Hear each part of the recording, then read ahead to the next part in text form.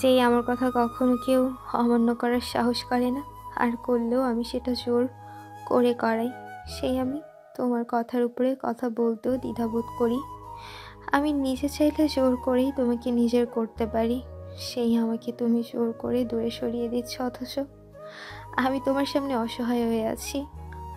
আমার জীবনে তুমি এমন একটা পুরুষ যাকে আমি পুরোপুরিভাবে প্রায়োরিটি দিয়েছি। তোমার মতো প্রায়োরিটি হয়তো আমি আমার জন্মদাতা পিতাকেও দেইনি। আর এত সব কিছু করেছি আমি শুধুমাত্র তোমায় ভালোবাসি বলেই। কিন্তু তুমি একটা কারণে আমার উপরে কতটা কঠোর আচরণ করছো। মেঘ, বিশ্বাস করো, আমি তোমায় ছাড়া থাকতে পারবো না। তোমার উপরে পুরোপুরি আসক্ত হয়ে গেছি আমি। মেঘ, তুমি আমার সাথে এই অন্যায়টা করো না প্লিজ। বিশ্বাস করো, তোমায় ছাড়া আমার একটা মুহূর্ত চলবে না। তোমার কারণে আমি সমস্ত কিছু ত্যাগ করে দিতেও রাজি আছি, কিন্তু প্লিজ তুমি আমার উপরে এই অন্যায়টা করো না। নীরা কথাগুলো বলতে বলতে কান্না করে দেয়। নীরা নিজেকে প্রচন্ড অসহায় বলে মনে হচ্ছে। নীরার চোখের পানি বর্ষার পানির ন্যায় টুপ টুপ করে পড়ছে। নীরাকে কোন পাগলে যে বলেছিল এই ভালোবাসা নামক অধ্যায়ে কদম ফেলতে, সেটার শাস্তি সে এখন পাচ্ছে। নীরা নিজেকে সামনে রাখতে পারে না। চাপা কান্না করতে করতে হুট করে কিছুটা শব্দ করে কেঁদে ওঠে। সাথে সাথে নীরা মুখ চেপে ধরে, কিন্তু তাতে কোনো কাজ হয় না। নীরার কান্নার শব্দে আকাশের ঘুম ভেঙে যায়। আকাশ নড়ে ওঠে। নীরা সাথে সাথে ফ্লোর থেকে উঠে ধরা না খাওয়ার জন্য রুমের দিকে দৌড় দেয়। আর তখনই এক পায়ের সাথে আর এক পায়ের লেগে হোঁচট খেয়ে রুমের সামনে ঠাস করে ফ্লোরের উপর পড়ে যায়। আকাশ সাথে সাথে ফোনের আলো জ্বালিয়ে শো থেকে উঠে সোফা ছেড়ে দৌড়ি নীরার কাছে যায়। নীরা পড়ে গিয়ে পায়ে ব্যথা পায়, যার ফলে সে ব্যথার শব্দ করে ওঠে। নীরা ধরা পড়ে গেছে আকাশের কাছে। সে কারণে সে আর নিজেকে নিশ্চুপ রাখার বনিতা করতে পারে না।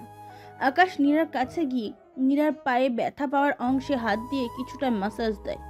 এরপর নীরাকে বলে, তুমি এত রাতে এখানে কি করছো?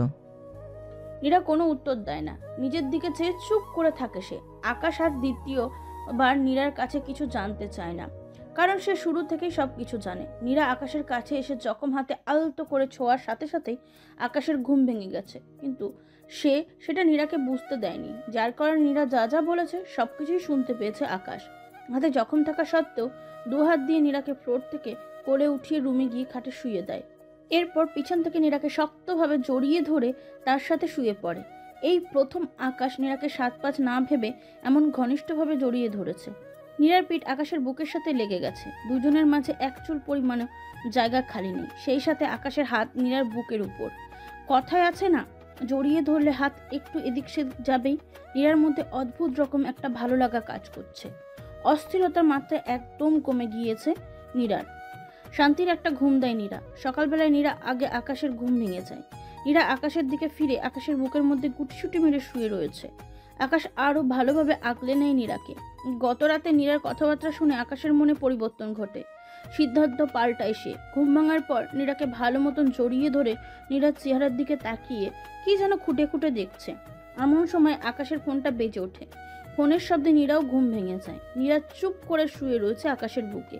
আকাশ ফোনটা বিছানার থেকে হাতে উঠিয়ে রিসিভ করে কথা বলে, কিন্তু ফোনে কথা বলা শেষ হতেই আকাশ এক ধাক্কা দিয়ে নীরাকে নিজের কাছ থেকে দূরে সরিয়ে দেয়। নীরা হুট করে আকাশের এমন আচরণে চমকে ওঠে। সকাল সকাল মনে কু ডাকতে শুরু করেছে নীরা। থতমত খেয়ে নীরা চোখ পাকিয়ে ভয়ার্ত দৃষ্টিতে আকাশের দিকে তাকিয়ে আছে। সামনে কি হতে চলেছে সেটা ভেবেই নীরার গলার পানি শুকিয়ে গেছে। আকাশের কাছে হিয়ার বাবার ফোন এসেছে। আকাশ ফোন রিসিভ করার পর হিয়ার বাবা আকাশকে জানায় গতকাল থেকে নাকি হিয়ার কোথাও খুঁজে পাওয়া যাচ্ছে না। তবে তিনি হিয়ার খোঁজ লাগাতে জানতে পারে কাল রাতে সর্বশেষ হিয়া তার কাছে কিছু বান্ধবীদের সাথে আড্ডা দিয়ে বাড়ির উদ্দেশ্যে নাকি রওনা হয়েছিল। এরপর হিয়ার বান্ধবীরাও হিয়ার ব্যাপারে আর কিছু জানে না। তবে পরিশেষে হিয়ার বাবা হিয়া যেই রাস্তা ধরে বাড়ি ফিরছিল সেই রাস্তার কিছু সিসিটিভি ফুটেজ চেক করলে জানতে পারে হিয়াকে নাকি কয়েকজন লোক গাড়িতে করে উঠিয়ে নিয়ে গেছে। আকাশ হিয়ার বাবার মুখে এসব শুনে বুঝতে বাকি নেই আসল ঘটনা কি। তাই সে নীরাকে ধাক্কা দিয়ে নিজের কাছ থেকে দূরে সরিয়ে দেয়। এরপর চোখে মুখে রাগের ছাপ নিয়ে নীরাকে বলে, নীরা, জলদি বলো হিয়াকে তুমি কোথায় নিয়ে গিয়ে রেখেছো? নীরা কিছু বলে না, চুপ করে থাকে। আকাশ নীরাকে চুপ করে থাকতে দেখে বলে, চুপ করে থাকলেও আমার কাছ থেকে তুমি কিছুই লুকাতে পারবে না।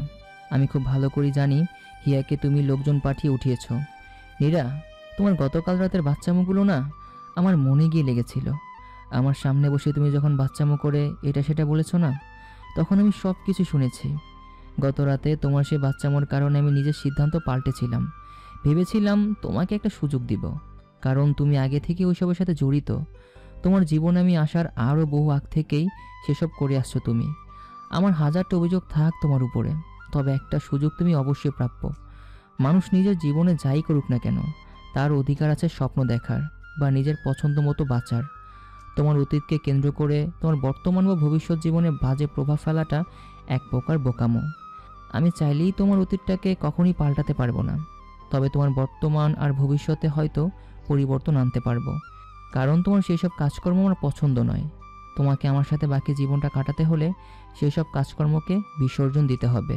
সেই কারণে ভেবেছিলাম তোমাকে একটা সুযোগ দেই, যাতে করে তুমি অতীতের সব বাদ দিয়ে নতুন করে একটা জীবন শুরু করো। কিন্তু না, তোমার পরিবর্তন কখনোই হবে না। আমি নিজের পরিকল্পনা পরিবর্তন করলেও তুমি সেই কুৎসিত মানুষটাই রয়ে গেছো। না হয় হয়তো এত কিছুর পরেও হিয়াকে উঠিয়ে নেওয়ার মতো জঘন্যতম কাজটা তুমি অন্তত করতে না। আমি আমার সিদ্ধান্তকে আবার পরিবর্তন করতে বাধ্য হলাম। আগামী 1 ঘন্টার মধ্যে হিয়া যেন বাড়িতে থাকে, আর তুমি এক্ষুনি আমার বাড়ি থেকে বেরিয়ে যাবে।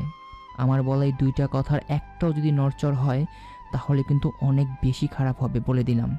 তোমার প্রতি সুষ্ঠু ধারণা আনাটাও আমার চরম মাত্রার বড় একটা ভুল হয়েছে। আমি সেই ভুলটাকে সংশোধন করবো এখন। চুপচাপ আমার বাসা থেকে বের হয়ে যাবে, মুখ থেকে যেন একটা কথাও বের না হয় তোমার। নীরা যতই সাহসী হোক না কেন, আকাশের কথা অবজ্ঞা করার মতো নীরার সাহস নেই। আর না আকাশের মুখের ওপর কথা বলার মতো সাহস রয়েছে, কারণ সে নিজের পায়ে নিজেই কুড়াল মেরেছে। সমস্ত রাস্তা সে নিজেই হাতেই বন্ধ করে ফেলেছে। রাত থেকে এই অবধি আকাশ যে তাকে আগলে নিয়ে আবারও একটা সুযোগ দিয়েছে, সেটা সে বুঝতেই পারেনি। উল্টে সমস্ত কিছু শেষ করে দিয়েছে। কাঁদতে কাঁদতে নীরা বিছানা ছেড়ে উঠে রুম থেকে বেরিয়ে পড়ে। এরপর সেইভাবে সে বাড়ি থেকে বের হয়ে চলে যায়। মাথায় কিছু কাজ করছে না নীরার।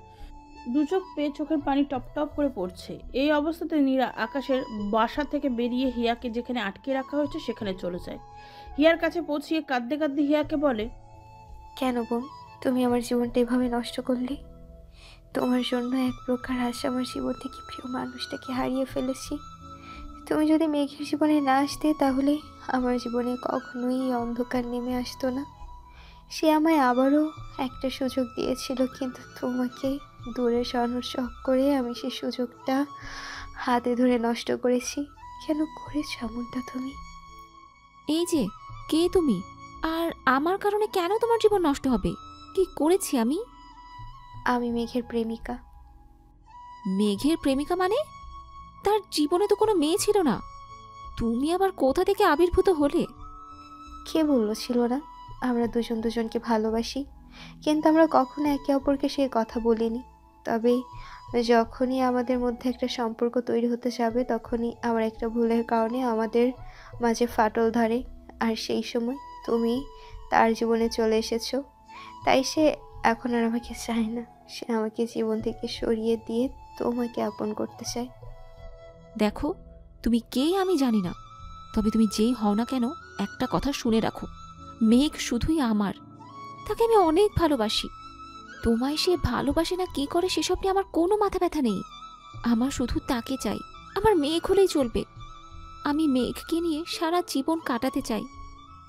প্লিজ বোন, তুমি আমাকে সাগরে ফেলে দিও না। তোমার জীবনে আরও ভালো কেউ আসবে। তুমি প্লিজ মেঘের জীবন থেকে চলে যাও। বিশ্বাস করো, মেঘকে ছাড়া আমি একটা মুহূর্ত থাকতে পারবো না। ক্ষমা করো আমাকে। মেঘকে আমি ছাড়তে পারবো না। মেঘকে ছাড়া আমার একটা মুহূর্ত কাটবে না। তাকে আমি নিজের চাইতেও বেশি ভালোবেসে ফেলেছি। তুমি আমার উপর দয়া করো। নীরা আকাশের বাড়ি থেকে হতাশ হয়ে বেরিয়ে আসলো। একটা আশা ছিল হিয়ার কাছে, যে সে হিয়াকে বুঝিয়ে বললে হয়তো হিয়া তাদের জীবন থেকে সরে যাবে। কিন্তু এখন দেখছে এই মেয়ের প্রতি আশা রাখাটাই বৃথা। এই মেয়েকে যতই যাই বলুক না কেন, সে তার কথা শোনার মতন লোক না। তাই নীরা আর কথা বাড়িয়ে হিয়ার হাতের বাঁধন খুলে দেয়। সেই সাথে ক্ষমা চায় তাকে এইভাবে আটকে রাখার জন্য। নীরার শুরুতেই হিয়াকে নিয়ে পরিকল্পনা ছিল অন্যরকম, কিন্তু আকাশের কারণে আকাশকে ছেড়ে দিতে হয়েছে। হিয়া মুক্ত পেয়ে সেখান থেকে চলে যায়। তবে নীরা আগের চাইতে আরও বেশি কান্নায় ভেঙে পড়ে। হিয়াকে আটকে রাখা রুমটাতে একাকী চোখের পানি ফেলছে নীরা। এইভাবে কিছুটা সময় যেতে নীরার বাবা নীরাকে ফোন দেয়। নীরা তার বাবার ফোনটা রিসিভ করে হাউমাউ করে কেঁদে দেয়। নীরার বাবা নীরার এমন কান্নাজড়িত কণ্ঠ শুনে জিজ্ঞাসা করে, তোমার কি হয়েছে? তুমি এভাবে হাউমাউ করে কাঁদছো কেন? আমার মেঘকে চাই বাবা। মেঘ আর আমার মাঝে তৃতীয় একজন ঢুকে গেছে, সেই মেঘ কারণে আজ মেঘ আমার মাঝে দূরত্ব চলে এসেছে। আমি মেঘকে কোনোভাবেই অন্য মেয়ের সাথে মানতে পারবো না। এর থেকে ভালো মেঘ অন্য কারো হওয়ার আগে আমি নিজের একটা বড়সড় ক্ষতি করে বসবো। একদম পাগলামো করবে না তুমি। আমি দেখছি কি করা যায়। তুমি শুধু আমায় বলো সেই মেয়েটাকে, আর কি করে বা কি তার পরিচয়।